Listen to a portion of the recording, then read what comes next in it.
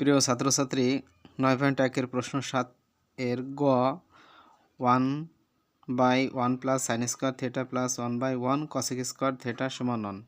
দেখো পূর্বের ন্যায় এখানে পূর্বের ন্যায় এটা বাম পক্ষ এবং ডান পক্ষ দুইটা সাইড দিয়ে আছে, আমরা বাম পক্ষ নিয়ে ডান পক্ষ প্রুফ করব। দেখো এখানে উপরে লবে 1 থাকে আমাদের জন্য একটু সহজ হবে, এই কারণে যদি 1 থাকে সেই ক্ষেত্রে আমাদের টার্গেট থাকবে যে লব এবং হরকে একই কাতারে আমরা যদি নিয়ে আসতে লব আর হর কেটে গেলে 1 আমরা পেয়ে যাব।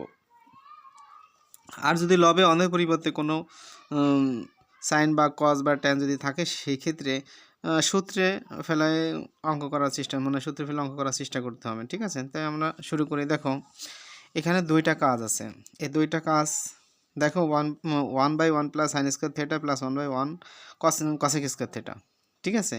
দেখো আমরা সাইন বাঙালি কিন্তু কসেক পাই, আবার কসেক বাঙালি কিন্তু সাইন পাই। দুইটা দিয়ে তুমি কাজ করতে পারো, তোমরা দুইটা তুমি সাইন দ্বারা কস দিয়ে ভাঙাইতে পারো বা কসেক দ্বারা সাইন বের করতে পারো, দুইটা সিস্টেমে করা যায়। সেক্ষেত্রে আমরা এই সাইডটা রেখে দিচ্ছি 1/1 প্লাস সাইন স্কোয়ার থেটাটা সাইন স্কোয়ার এটা রেখে দিচ্ছি। আমরা ওই পাশের 1 প্লাস দেখো 1 রেখে দিলাম, 1 প্লাস কসেকের পরিবর্তে আমরা লিখতে পারি 1/সাইন স্কোয়ার থেটা লিখতে পারি, সাইন স্কোয়ার থেটা লিখতে পারি, থেটা পরিবর্তে এদেশে।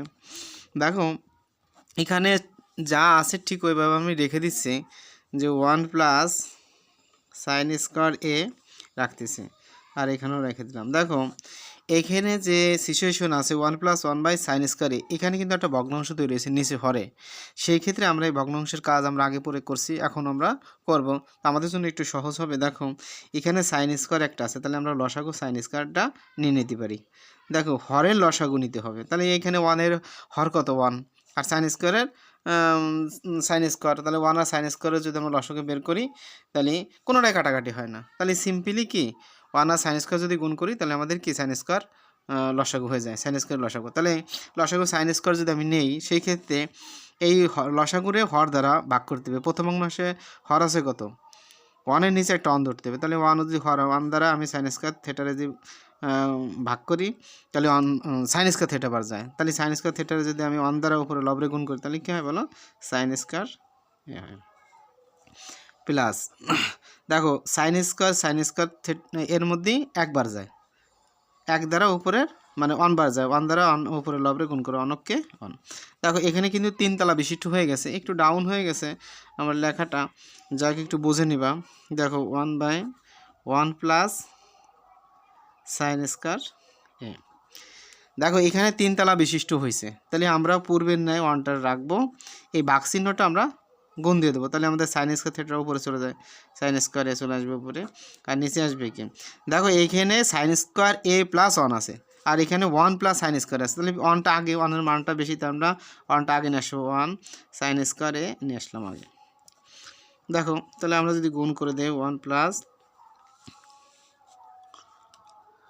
সাইন স্কোয়ার এ, 1 দ্বারা সাইন স্কোয়ার এর গুণ করলে কী হয় বলো, সাইন স্কোয়ার এই হয়, আর নিচে 1 প্লাস সাইন স্কোয়ার এ।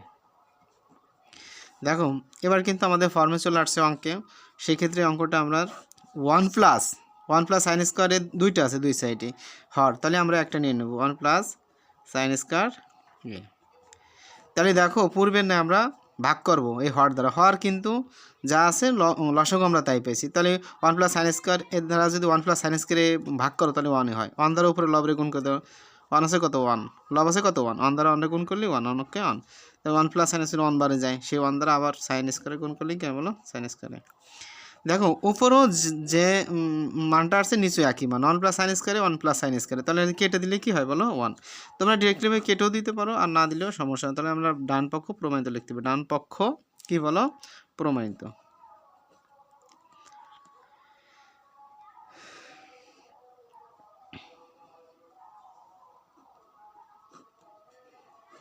দেখো এখানে তোমাদের এই অঙ্ক নিয়ে আমি একটু কথা বলি, সেটা হলো তোমরা এই ত্রিকোণমিতি যদি তুমি নাম্বার উঠাইতে পারো সেক্ষেত্রে প্লাস নাম্বার উঠাতে গেলে তোমাদের জন্য একটু সহজ হয়ে যাবে, একেবারেই সহজ।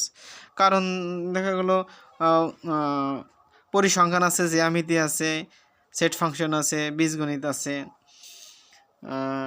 এর ভিতরে যত অঙ্ক আছে তার মধ্যে আমি মনে করি যে সেই ক্ষেত্রে সবচেয়ে বেটার হল মানে একটু হার্ড বলো, একটু কঠিন বলো, একটু আনইজি ফিল বলো, সেটা হলো ত্রিকোণমিতি। তাই ত্রিকোণমিতিটা যদি তুমি একটু ভালো করে করতে পারো সেক্ষেত্রে প্লাস মার্ক ওঠানো সহজ হয়ে যাবে।